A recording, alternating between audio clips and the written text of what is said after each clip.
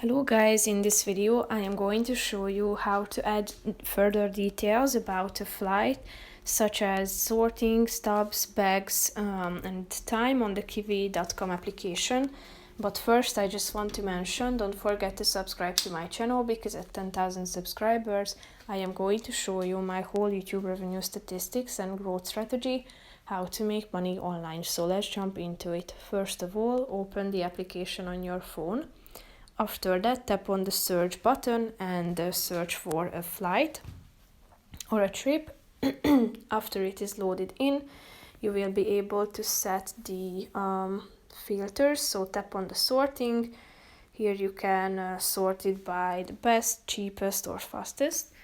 Then you can also set the stops.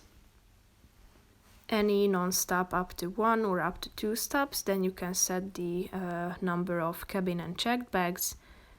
The price can be set to on this range or slide, then the time, departure and arrival time too, then the transport such as plane, train or bus, the carriers, days, exclude countries.